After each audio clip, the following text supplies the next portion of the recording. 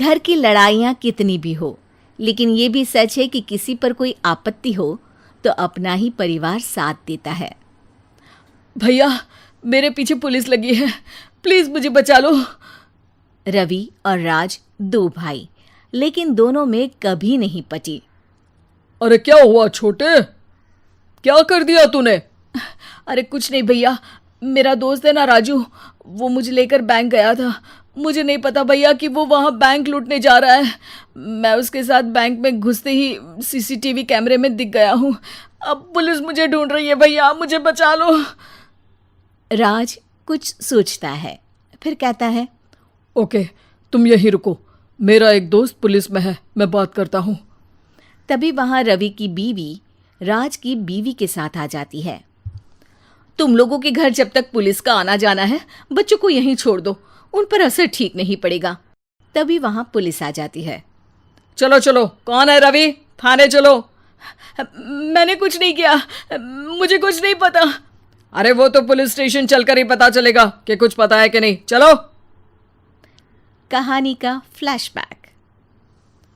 भैया, मुझे मेरे मकान में हक चाहिए ही चाहिए। अरे लेकिन छोटे, अभी मेरे बच्चों पर काफ़ी खर्चा है, तेरी भाभी की भी तबीयत ठीक नहीं रहती, बजट बिल्कुल नहीं है कि मैं अलग होकर रहूं।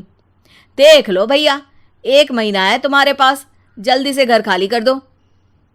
अरे कैसी बात कर रहे हैं भैया, मेरे शरीर में अभी इतनी हिम्मत भी नहीं कि घर को खाली करे। तो क्यों अपना पोषण बेचा भाभी? अरे तुम तो जानती हो, पिताजी की बीमारी के कारण उन्हें हमारी ज़रूरत थी, कैसे आते पैसे। ससुर जी तो बूढ़े थे भाभी, उनकी बीमारी में भी पैसे लगाना कौन सा अकल का काम था। तो क्या पिताजी को मैं मरने के लिए छोड़ देता? अरे रवि, तू तो समझ, पापा को हमारी ज़रूरत थी, उन्होंने हमारे लिए हर वो काम किया जिससे हमें खुशी मिले। बैक टू रवि, जो जेल में बैठा है। ये मैंने क्या कर दिया था? मैं ना पिता का हुआ ना ही भैया का। मेरे साथ जो हो रहा है ठीक ही हो रहा है। तभी वहां पुलिस वाला आता है। रवि, तुमसे कोई मिलने आया है। भाभी, आप यहाँ क्यों आई? पुलिस स्टेशन है ये भाभी। भैया, आपकी जगह मेरा भाई होता तो क्या मैं नहीं आती? अच्छा, ये खाना ले लीजिए, खा लीजिएगा। आपके भैया लगे हैं वकीलों और पुलिस वालों से बात करने में, डरने की कोई बात नहीं। जब आपने गुनाह किया ही नहीं तो सज़ा भी नहीं मिलेगी। रवि भाभी को देखकर रोने लगता है।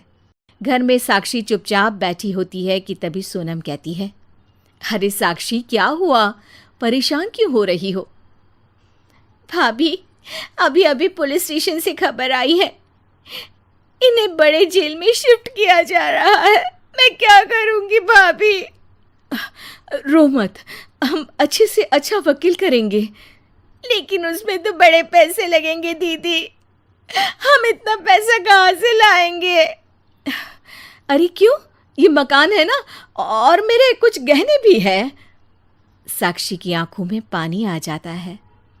पर दीदी, ये तो आप और भैया की मेहनत की कमाई है। पापा के बाद भी तो हम लोगों का सब खत्म हो गया था। पापा को तो बचा नहीं पाए, लेकिन भैया को ज़रूर बचा लेंगे, और भगवान चाहेंगे ना तो दोनों भाई मिलकर इससे भी बड़ा मकान खड़ा कर लेंगे। साक्षी। थोड़ी देर में राज वहां आता है। सोनम सही कह रही है साक्षी, पैसों की कमी के कारण किसी भी बेगुनाह को सज़ा नहीं मिलती। राज एक अच्छा सा वकील करता है।